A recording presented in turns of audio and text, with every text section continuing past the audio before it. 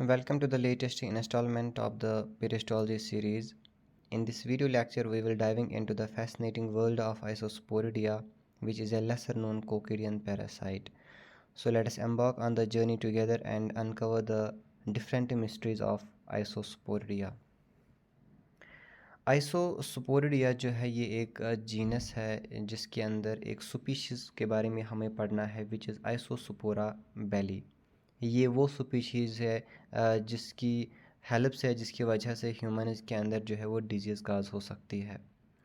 आइसोस्पोरा बेली नाम का जो पैरासाइट है ये कोकिडियन पैरासाइट इसको कहा जाता है। कोकिडियन पैरासाइट काफ़ी सारे पैरासाइट्स होते हैं। इसको कोकिडियन क्यों बोला जाता है? क्योंकि इसमें कुछ प्रॉपर्टीज़ होती है। जैसे सबसे फर्स्ट प्रॉपर्टी इनके अंदर होती है कि ये स्पोर फॉर्मेशन करते हैं, स्पोर का प्रोडक्शन कर देते हैं। सेकंड प्रॉपर्टी ये होती है कि ये यूनिसेल्युलर इन नेचर होते हैं, सिंगल सेलेड होते हैं। और थर्ड इनमें प्रॉपर्टी होती है कि ये ओब्लिगेट इंट्रासेल्युलर पैरासाइट्स होते हैं। ओब्लिगेट इंट्रासेल्युलर पैरासाइट्स होते हैं, यानी एक तो ये स्पोर का प्रोडक्शन करते हैं, दूसरा सिंगल सेलेड होते हैं, तीसरा इनको सर्वाइव करने के लिए एक सेल की ज़रूरत पड़ती है, तब जाके जो है ये सर्वाइव कर सकते हैं। इसीलिए इनको हम कोकिडियन पैरासाइट्स बोलते हैं। इनसे जो डिजीज़ काज होती है जिसको हम आइसोस्पोरिएसिस बोलेंगे, इसके नाम से ही इसकी डिजीज़ का नाम रखा गया है विच इज़ आइसोस्पोरिएसिस। सुपोरिएसिस, ये आइसोस्पोरिएसिस जो है ये एक डायरियल डिजीज़ है। इससे ह्यूमन्स के अंदर डायरिया हो जाता है। इस को सबसे पहले ओरिजिनेट या सबसे पहले आइसोलेट किया था वर्च्यू ने, जिसको हम डॉक्टर रुडॉल्फ वर्च्यू भी बोला जाता है। ये एक जर्मन पैथोलॉजिस्ट है। इसका नाम हमने ऑलरेडी पढ़ा होगा क्योंकि इसने हमें एक सेल थ्योरी दी थी। यही रुडॉल्फ वर्चल को हम फादर ऑफ पैथोलॉजी भी बोलते हैं। इसी ने हमें बोला था कि किस तरह से सेल जो है वो अपने प्री एग्जिस्टिंग सेल्स से आ जाते हैं या उनसे उनकी फॉर्मेशन हो जाती है।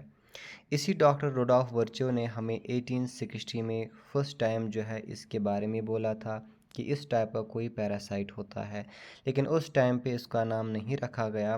फिर इसका नाम जो है वो 1923 में रखा गया था। ये बात हो रही है जब वर्ल्ड वॉर चल रहा था। तो आइसोस्पोरा बेली जो है यहाँ पे बेली इस वर्ड जो है ये निकला है बेलियम से, जो कि एक जर्मन वर्ड है जिसका मतलब वार होता है। इसका ये मतलब वार क्या बेलियम इसका नाम क्यों पड़ा था? क्योंकि देखा गया था ये इन्फेक्शन सबसे ज़्यादा फैला था उस टाइम पे उन आर्मीज़ के अंदर जिनकी पोस्टिंग मिडल ईस्ट में थी। और ये बात हो रही है फर्स्ट वर्ल्ड वार की। तो उस टाइम पे काफ़ी ज़्यादा जो आर्मीज़ थे, जो ट्रोपर्स थे, वो उनको इन्फेक्शन हुआ था इस पैरासाइट से, जिसकी वजह से फिर इसका ये नाम दिया गया विच इज़ बेली, जो बेलियम से निकला है जिसका मतलब वार होता है। ये जो पैरासाइट है इसको हम ट्रॉपिकल एज वेल एज सब ट्रॉपिकल कंट्रीज़ के अंदर ज़्यादातर इसको हम देख सकते हैं। सो मॉर्फोलॉजी ऑफ दिस पैरासाइट, ये जो पैरासाइट होता है इसमें पर्टिकुलरली डिफरेंट फार्म्स होते हैं जो हम आगे इसके लाइफ साइकिल में जानेंगे, लेकिन मेन जो इसमें फॉर्म है वो इसका oocyst है। ये oocyst इलांगेटेड इसका शेप रहता है या जो है ये राउंड शेप के होते हैं। इसका अगर हम स्ट्रक्चर देखेंगे तो यहाँ पे जो ये पैरासाइट है ये इसका oocyst वाला स्टेज है। सो ये इसका जो है oocyst है, दोनों जो है ये oocysts है। ये oocyst में सबसे फर्स्ट प्रॉपर्टी क्या है? अगर हम इनका इनका शेप अगर हम देखेंगे तो ये या तो ओवल शेप के होते हैं या ये राउंड शेप के रहते हैं। इनका स्ट्रक्चर अगर हम देखेंगे तो वो 25 माइक्रोमीटर इंटू 15 माइक्रोमीटर का होता है। 25 माइक्रोमीटर जो है यहाँ से लेके यहाँ तक इनकी लेंथ होती है और 15 माइक्रोमीटर जो है इनका डायमीटर रहता है। इसके अलावा अगर हम देखेंगे तो यहाँ पे इसके बॉडी के अंदर दो सिस्ट वाल्स प्रेजेंट होते हैं। एक सिस्ट वाल जो कि बाहर की तरफ प्रेजेंट होती है और दूसरी सिस्ट वाल जो अंदर की तरफ प्रेजेंट रहती है। तो दो सिस्ट वाल इसके अंदर हम देख पाते हैं। इसके अलावा यहाँ पे हमने यहाँ पे दो सिस्टर्स बनाए हैं, दो सिस्टर्स को शो किया है। इनमें जो फर्स्ट सिस्टर है इसके अंदर अगर आप देखोगे तो इसके अंदर दो तरह के स्पोरोब्लास्ट्स प्रेजेंट है, एग शेप्ड स्पोरोब्लास्ट होते हैं। ये स्पोरोब्लास्ट एक इमैच्योर आइसोस्पोरिडे के अंदर पाया जाता है। लेकिन जब यही इमैच्योर से जो इमैच्योर oocyst होता है, जब ये कन्वर्ट होता है मैच्योर के अंदर, उसके बाद इसके अंदर अगर आप देखो, यहाँ पे हमने देखा कि स्पोरोब्लास्ट बिल्कुल खाली था, लेकिन जब ये मैच्योर हो जाता है तो तब जाके इसके अंदर जो है स्पोरोजाइट्स आ जाते हैं। इसमें इस एक स्पोरोब्लास्ट के अंदर 4 स्पोरोजाइट्स आ जाते हैं और नीचे और एक स्पोरोब्लास्ट है तो इसके अंदर और 4 जो है वो स्पोरोजाइट्स आ जाते हैं। तो टोटल में इस एक सेल के अंदर 8 स्पोरोजाइट्स जो है वो आ जाते हैं। ये स्पोरोजाइट्स अगर इसको आप देखोगे तो ये जो स्पोरोजाइट है ये क्रीसेंट शेप के होते हैं। तो इस तरह जो है इनका स्ट्रक्चर रहता है, तो क्रीसेंट शेप के होते हैं। उसके अलावा जो अगर हम बात करेंगे, जब इन ह्यूमन के बॉडी से फीसस का प्रोडक्शन होता है तो उस टाइम पे उन फीसस के अंदर ये जो इमैच्योर सिस्ट है ये प्रेजेंट होता है। और जब इस सिस्ट का कांटेक्ट सॉइल के साथ होता है तो सॉइल के अंदर ये इसमें सुपरलेशन हो जाते हैं, तो फिर ये कन्वर्ट होता है इस मैच्योर सिस्ट के अंदर। जब इन्फेक्शन होता है, इन्फेक्शन के टाइम पे ये जो सिस्ट है, ये मैच्योर सिस्ट, यही हमारे बॉडी के अंदर जाता है और यही हमारे बॉडी में इन्फेक्शन काज करा सकता है। ये जो है इसका लाइफ साइकिल है। इसका लाइफ साइकिल ओवरऑल मैंने लिखा है यहाँ पे कि किस तरह से ये अपनी लाइफ साइकिल को कंप्लीट करता है। तो सबसे पहले जो है, जैसे मैंने कहा कि ये जो सिस्ट है हमारे बॉडी के अंदर एंटर हो जाता है, लेकिन ये यहाँ पे एक मैच्योर सिस्ट होता है, विच मीन्स इसके अंदर हमें ए टाइप के जो है वो स्पोरोजाइट्स देखने को मिलेंगे। जैसे ही हमने कोई कंटेमिनेटेड फूड खाया या कंटेमिनेटेड वाटर को कंज्यूम किया जिसके अंदर ये प्रेजेंट होंगे, तो ये हमारे स्टोमक के अंदर चले जाते हैं जहाँ पे इनका एक्सिस्टेशन हो जाता है, यानी इसका ब्रेक डाउन होता है। इसके अंदर ये जो 8 ट्रोफोजाइट्स होते हैं ये सारे अब बाहर निकलते हैं हमारे इंटेस्टाइन्स के अंदर। उसके बाद ये हमारे स्मॉल इंटेस्टाइन के अंदर इन्वेड कर देते हैं, वहाँ पे उनकी पेनिट्रेशन हो जाती है। उसके बाद धीरे धीरे ये जो स्पोरोजाइट्स है ये कन्वर्ट होते हैं ट्रोफोजाइट्स के अंदर। ये ट्रोफोजाइट्स जो है इस तरह के सर्कुलर होते हैं। तो यहाँ पे हमने देखा जैसे ये स्मॉल इंटेस्टाइन में एंटर होते हैं स्पोरोजाइट्स, अब ये कन्वर्ट होते हैं ट्रोफोजाइट्स के अंदर। इन ट्रोफोजाइट्स को अगर हम गौर से देखेंगे, फॉर एग्जाम्पल ये एक ट्रोफोजाइट है, इसके अंदर छोटे छोटे इस तरह के ग्रैन्युलस प्रेजेंट होते हैं। इन ग्रैन्युलस को बोला जाता है मीरोजाइट्स। तो इन ट्रोफोजाइट्स के अंदर मीरोजाइट्स प्रेजेंट होते हैं। यहाँ पे जैसे ये इन्वेड करते हैं हमारे स्मॉल इंटेस्टाइन के अंदर, यहाँ पे हो जाता है इनमें सेक्सुअल रिप्रोडक्शन। सेक्सुअल रिप्रोडक्शन के बाद यहाँ पे जो इसके अंदर ये मीरोजाइट्स है ये सारे बाहर निकल आते हैं। जैसे यहाँ पे हमने दिखाया मीरोजाइट्स सारे बाहर निकल आते हैं। उसके बाद इन्हीं मीरोजाइट्स में कुछ मीरोजाइट्स माइक्रोगैमेट बनाएंगे यानी मेल स्पर्म बनाते हैं, और कुछ मीरोजाइट्स यहाँ पे मैक्रोगैमेट को बनाते हैं विच इज़ जिसको हम ओव्यूम बोलते हैं। तो यहाँ पे मेल गैमेट भी बन जाता है, यहाँ पे फीमेल गैमेट भी बन जाता है। तो इस प्रोसेस में हमने देखा सबसे पहले यहाँ पे एक एसेक्सुअल रिप्रोडक्शन हो जाता है, उसके बाद यहाँ पे सेक्सुअल रिप्रोडक्शन भी हो जाता है। यानी इस पैरासाइट के अंदर 2 रिप्रोडक्शन हो जाते हैं, sexual as well as asexual reproduction. उसके बाद ये जो दोनों गैमेट्स आपस में मिल जाते तो यहाँ पे फर्टिलाइजेशन हो जाता है।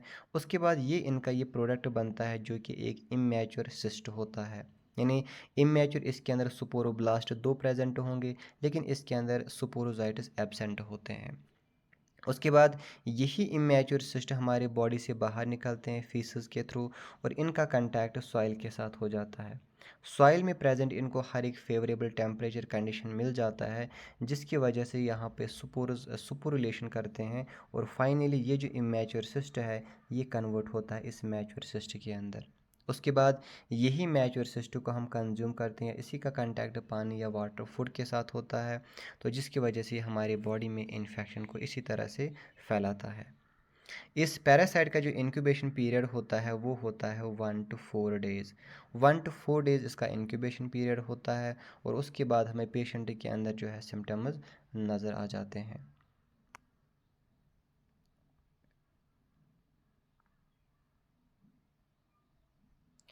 So clinical features of this parasite.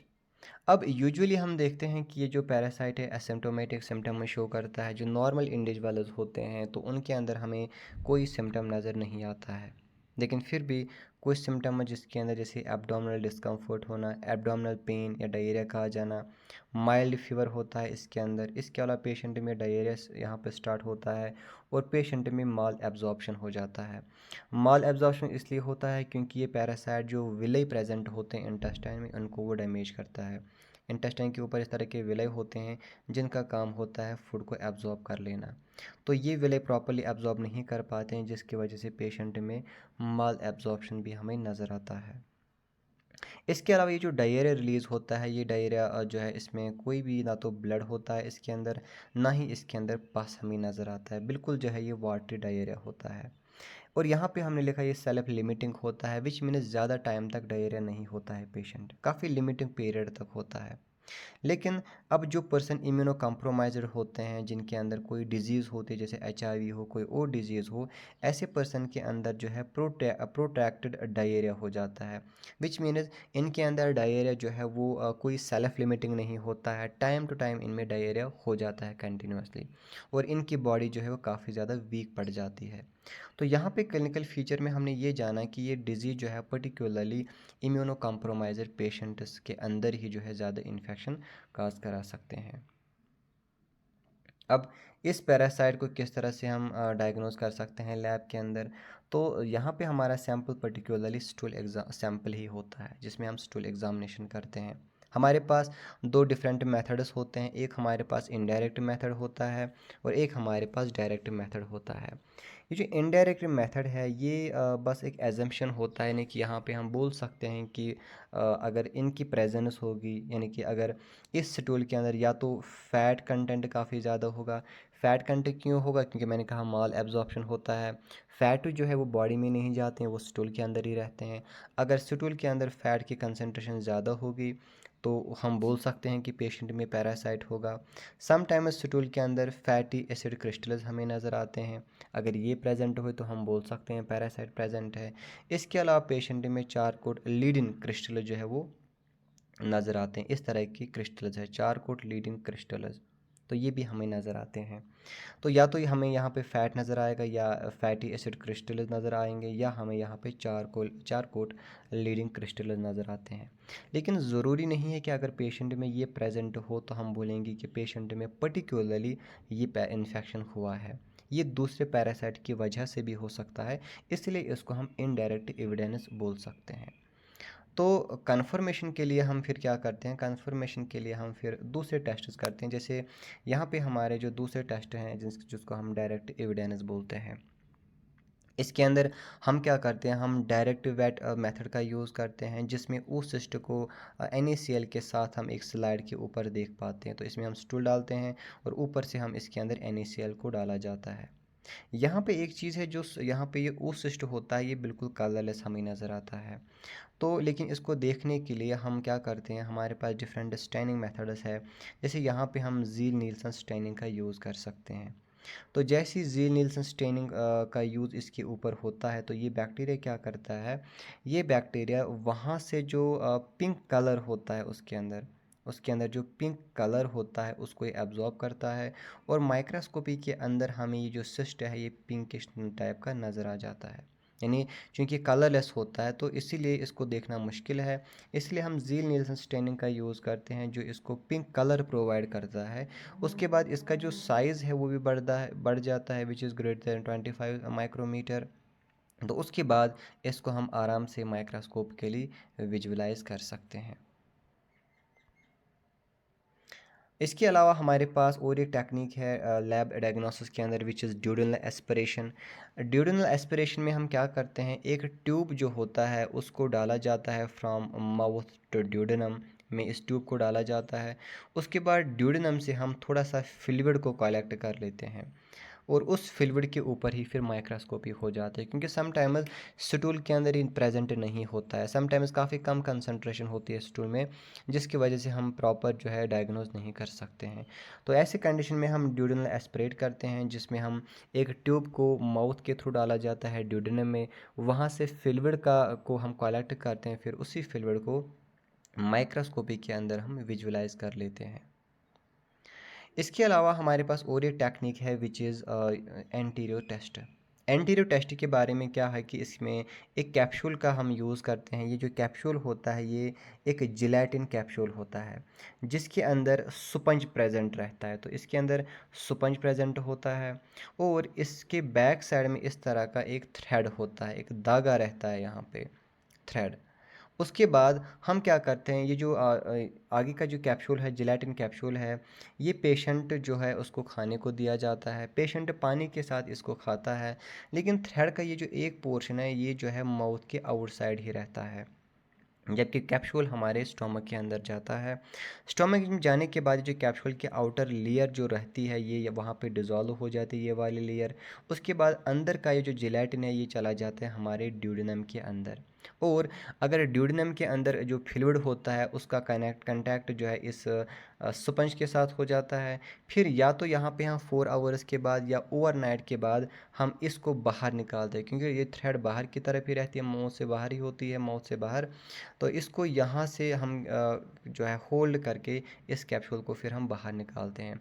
फिर ये जो स्पंज इसके अंदर प्रेजेंट होती है, इसी स्पंज को हम फिर स्लाइड के ऊपर रख देते हैं और फिर देखते हैं कि इसके अंदर क्या कोई पैरासाइट प्रेजेंट है कि नहीं, क्योंकि हमने कहा ये इंटेस्टाइन के अंदर ज़्यादा पाए जाते हैं। अगर वहाँ पे ये प्रेजेंट हो तो ये जो हमारी ये पैरासाइट्स है अगर ये इंटेस्टाइन में प्रेजेंट होंगे तो इंटेस्टाइन में ये इस स्पंज के ऊपर आ जा सकते हैं, जिसको हम फिर माइक्रोस्कोपी डिटेक्ट कर सकते हैं। तो ये हमारे पास एक गोल्ड स्टैंडर्ड मेथड यहाँ पे है। अदर्स में हमने लिखा है कि इसके अंदर पेशेंट में इस्नोफीलिया हमें ज़्यादा नज़र आता है। इस्नोफीलिया जो बाकी यहाँ पे पैरासाइट्स है उनके अंदर अभी तक, ये जो प्रोटोजोआन इन्फेक्शन है उनके अंदर अभी तक तो हमने नहीं देखा कि इस्नोफीलिया रेज होता है, लेकिन इस्नोफीलिया पर्टिकुलरली इस पैरासाइट के अंदर रेज होता है। तो ब्लड टेस्ट, सीबीसी टेस्ट के अंदर अगर इस्नोफीलिया रेज होंगे तो हम बोल सकते हैं पेशेंट के अंदर ये पैरासाइट प्रेजेंट होगा। लेकिन यहाँ पे भी मैं वही बात बताऊँगा, ज़रूरी नहीं है कि इस्नोफीलिया के रेज आने का मतलब इस पैरासाइट की प्रेजेंस है। तो लेकिन अगर पैरासाइट प्रेजेंट हुआ तो इस्नोफिलिया रेज आता है, अदरवाइज़ दूसरे कंडीशन से भी एस्नोफिलिया जो है वो काफ़ी ज़्यादा रेज आ जाते हैं।